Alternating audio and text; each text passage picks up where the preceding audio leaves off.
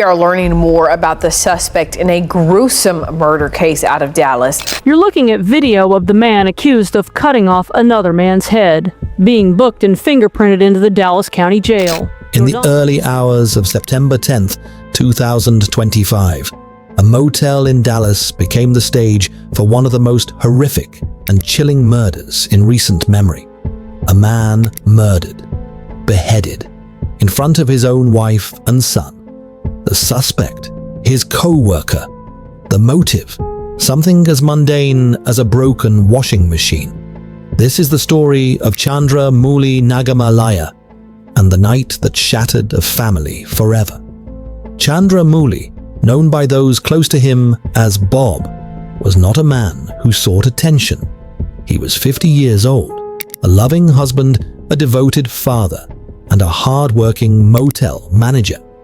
Like many who come to America from abroad, he dreamed of stability, not fame, not wealth, but the simple comfort of providing a safe and secure life for his family.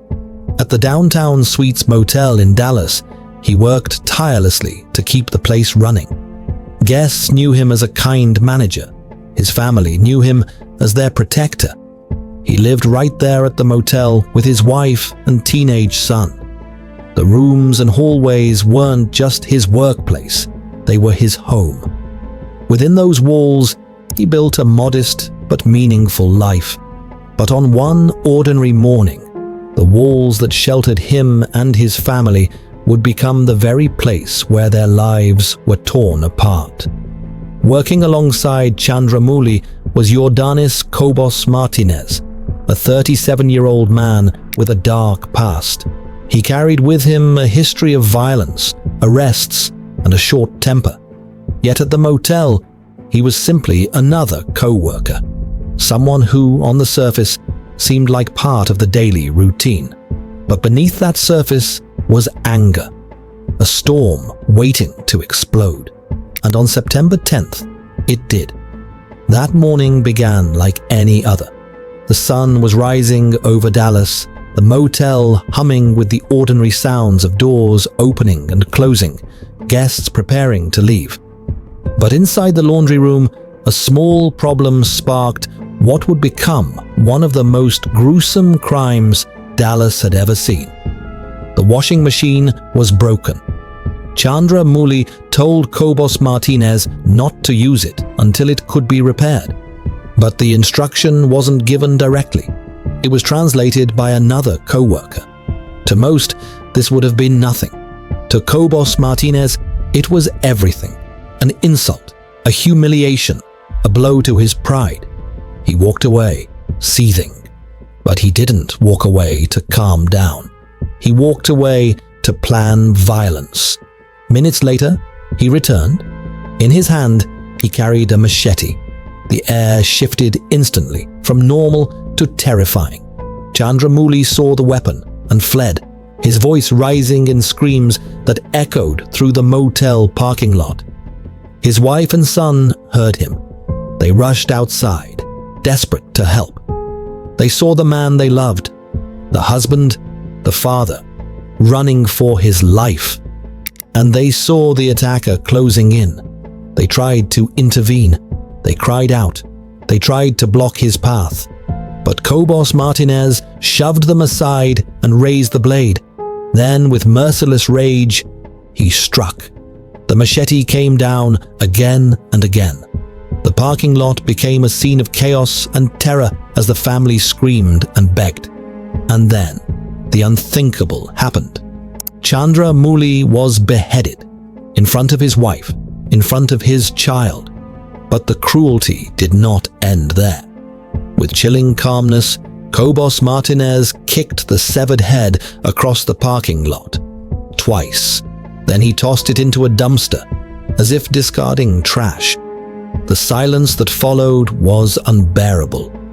The man who had once been the heart of a family was gone, reduced to a brutal spectacle that no witness would ever forget. Police arrived within minutes. They found Cobos-Martinez still at the motel, his clothes soaked in blood, the machete in his hand. He was arrested immediately, charged with capital murder, and taken into custody. But for the family, there was no relief. Their lives were shattered. His wife had lost her partner. His son had lost his father. And they had been forced to watch it happen in the most violent way possible. In the days that followed, grief turned into mourning, and mourning into outrage. The community gathered. Strangers lit candles. Fundraisers began. Within weeks, hundreds of thousands of dollars were raised to support the family and ensure the son could continue his education. People across Dallas, across the country, and across the ocean in India stood in solidarity with them. But compassion, while powerful, cannot erase trauma. No donation can silence the screams that replay in their minds. No scholarship can bring back the man they lost. As the story spread, shockwaves rippled far beyond Dallas. The brutality of the crime horrified people everywhere. Not just the act of murder, but the act of doing it in plain sight, in broad daylight, in front of a wife and child. This was not just violence, it was savagery. A crime so shocking it felt almost medieval, carried out in modern America. And then came the questions. How could this man, with a violent history, be free to do this? Why wasn't he stopped earlier? Could the system have prevented it? Debates erupted over immigration, crime, and safety. Politicians demanded answers. Critics blamed failures in policy.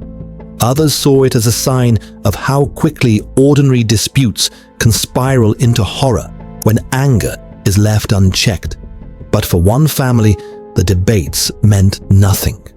All that mattered was the empty chair at the dinner table, the silence where laughter used to be, the hole left by a father and husband who was never coming home. The case of Chandra Mouli Nagamallaiah is more than a headline. It is a tragedy. It is the reminder that sometimes danger doesn't hide in the shadows. Sometimes it stands beside you at work. Sometimes it wears the face of someone you see every day. It is a reminder that safety is fragile.